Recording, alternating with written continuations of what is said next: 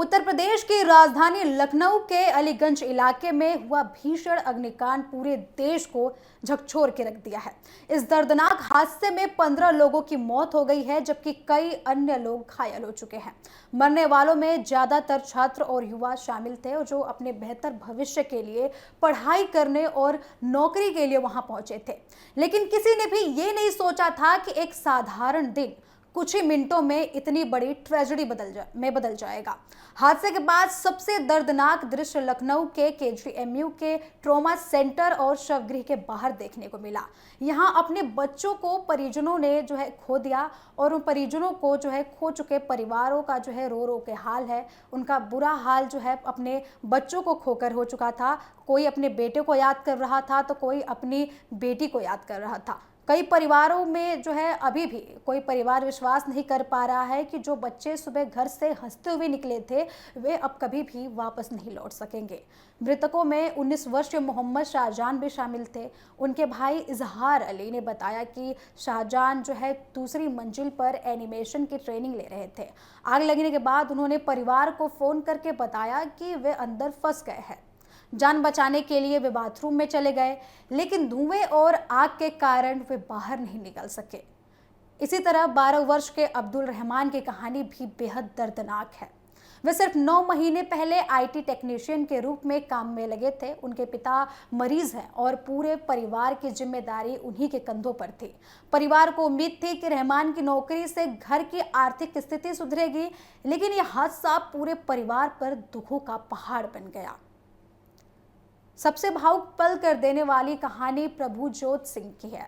आपको बता दें कि प्रभुजोत सिंह बताते हैं कि दोपहर करीब 2 बजे उनके बेटे का फोन आया।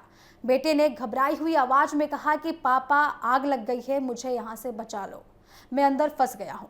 ये सुनते ही परिवार निकल पड़ा। तुरंत एम्बुलेंस को भी फोन किया गया, लेकिन जब तक वे घटनास्थल पर पहुंचे तब तक बहुत देर हो चुकी थी। उनका बेटा इस दुनिया को छोड़कर जा चुका था।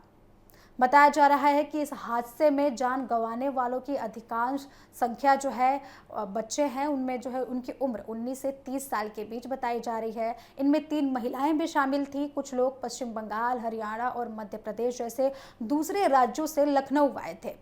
वे यहाँ रोजगार और प्रशिक्षण के लिए आए थे। हादसे में 9 लोग भी घायल हुए हैं, जिनका इलाज अभी हॉस्पिटल में चल रहा है। वहां मौजूद रहे लोगों के मुताबिक आग लगने के बाद कुछ ही मिनटों में पूरी इमारत धुएं से भर गई। लोगों को बाहर निकलने का रास्ता नहीं मिला। कई छात्र जान बचाने के लिए बाथरूम में छिप गए। कुछ लोगों ने खिड़कियों से निकलने की कोशिश की।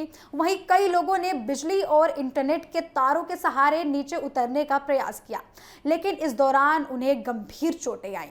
स्थानीय लोगों का यह कहना है कि जिस इमारत में आग लगी थी उसके ग्राउंड फ्लोर पर पेट शॉप था, जबकि ऊपर गेमिंग और एनिमेशन ट्रेनिंग सेंटर चल रहा था। यहाँ बड़ी संख्या में छात्र ट्रेनिंग लेते थे और कई लोग काम भी करते थे। वहाँ मौजूद रहे लोगों के अनुसार अब आग सबसे निचले मंजिल पर लगी थी और देखते ही देखते पूरे इमारत में फैल गई। आग इतनी तेज थी कि और ये इमारत के अंदर मौजूद लोगों को संभलने का मौका तक नहीं मिला। कई लोग खिड़कियों की मदद से बाहर निकलने लगे, लेकिन उनको कई चोटें आई। लेकिन आग तेज धुएं में तुरंत बदल गई और समय रहते हुए उनकी जान नहीं बचाई जा सकी। हादसे के बाद परिजनों और स्थानीय लोगों ने सुरक्षा व्यवस्था को लेकर गंभीर सवाल उठाए हैं। उनका आरोप है कि इमारत में फायर सेफ्टी के पर्याप्त इंतजाम नहीं थे। कुछ लोगों का दावा है कि अंदर जाने और बाहर निकलने के लिए सिर्फ एक ही रास्ता बनाया गया था। आरोप ये भी लगाया जा रहा है कि वहां थंब इंप्रेशन सिस्टम लगा हुआ था, जो आग लगने के बाद काम करना बंद कर दिया। इससे अंदर फंसे हुए लोग बाहर नहीं निकल सके। लोगों ने यह भी आरोप लगाया है कि फायर ब्रिगेड की टीम मौके पर लेट पहुंची। हालांकि प्रशासन इस पूरे मामले की जांच कर रहा है। स्थानीय लोगों का कहना है कि अगर राहत और बचाव कार्य कुछ मिनटों में शुरू हो जाता तो शायद कई लोगों की जान बचाई जा सकती थी। हादसे के बाद पुलिस ने बड़ी कार्रवाई करते हुए 4 लोगों को हिरासत में लिया है। इनमें बिल्डिंग मालिक एनिमेशन स्टूडियो से जुड़े लोग हैं और आपको बता दें कि सुरेश कुमार नाम का युवक भी शामिल है। पुलिस का आरोप है कि इमारत में फायर सेफ्टी के पर्याप्त इंतजाम नहीं थे और सुरक्षा नियमों को अनदेखा किया गया था। प्रारंभिक जांच में यह भी सामने आया है कि इमारत से बाहर निकलने का केवल एक ही रास्ता था। इसके अलावा बिजली के उपकरण और एयर कंडीशनर सिस्टम भी सुरक्षित तरीके से नहीं लगाए गए थे। आशंका जताई जा रही है कि शॉर्ट सर्किट के कारण आग लग सकती थी। हालांकि इसकी पुष्टि अभी नहीं हुई है। जांच लगातार जारी है। वहीं मुख्यमंत्री योगी आदित्यनाथ ने घटना पर गहरा दुख जताया है। उन्होंने अपने कई कार्यक्रमों को रद्द कर दिया। अस्पताल पहुंचकर घायल थे उनसे मुलाकात की। मुख्यमंत्री ने अधिकारियों को सख्त कार्रवाई के निर्देश दिए और पूरे मामले की जांच के लिए एसआईटी का गठन भी किया है। इस टीम को 7 दिनों के भीतर ही रिपोर्ट सौंपने के लिए कहा गया है। सरकार ने मृतकों के परिजनों को आर्थिक सहायता देने की भी घोषणा की है।